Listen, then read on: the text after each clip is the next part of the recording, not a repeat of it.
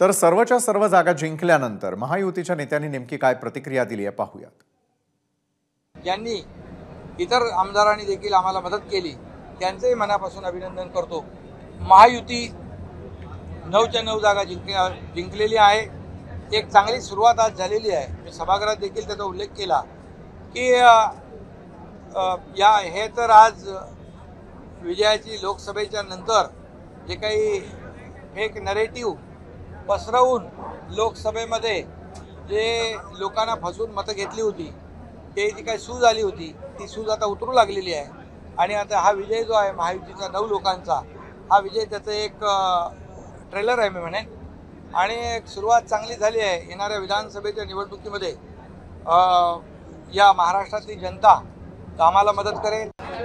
आमचे उमेदवार पडतील आणि महाविकास आघाडीचे उमेदवार येतील अशा प्रकारे सांगितलं जात होतं, परंतु आज आपल्याला पाहायला मिळत आहे की आम्हाला आमची मतं तर मिळालीच, पण महाविकास आघाडीची मतं देखील आमच्याकडे आलेली आहेत। त्यामुळे एक चांगला विजय आम्हाला प्राप्त झालेला आहे। एकंदरीतच ही निवडणूक सगळ्या जनतेचं लक्ष होतं, महाराष्ट्राचं लक्ष होतं।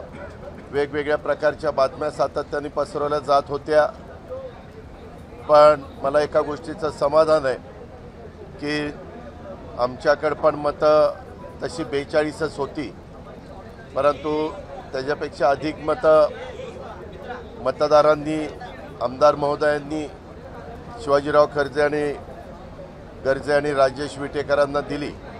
त्याबद्दल मी त्या सर्व आमदारांचं मनापासून आभार मानतो।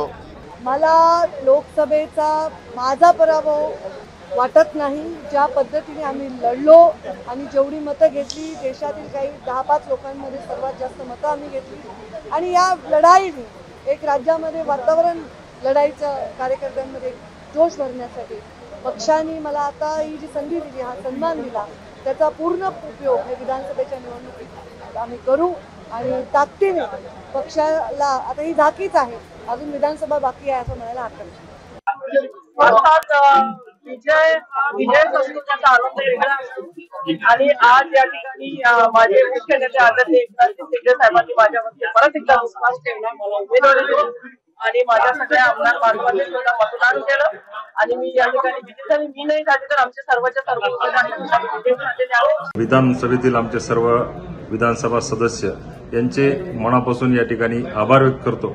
लोकसभेच्या निवडणुकीच्या दरम्यान परभणीमध्ये येऊन शब्द दिला होता जाहीर सभेमध्ये की मी राजेशला येणाऱ्या 6 महिन्यामध्ये विधिमंडळामध्ये त्या ठिकाणी संधी देईल आणि ती संधी अजितदादांनी त्या ठिकाणी दिलेली आहे। म्हणून अजितदादा एक असं व्यक्तिमत्व आहे की बोले तैसा चाले त्याची बंदावी पावले, दिलेला शब्द त्या ठिकाणी खरा करून दाखवलेला आहे आज अजितदादांनी।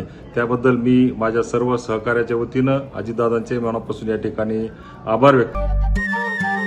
नमस्कार। मनसुद्धा तुझं ही वेगळ्याच प्रकारची मालिका तुम्हा सगळ्यांना खूप आवडली होती। याचा दुसरा सीझन कधी येणार अशी विचारणा झाली। प्रतीक्षा संपली आहे मित्रांनो, येतोय मनसुद्धा तुझाचा दुसरा सीझन। होय मनसुद्धा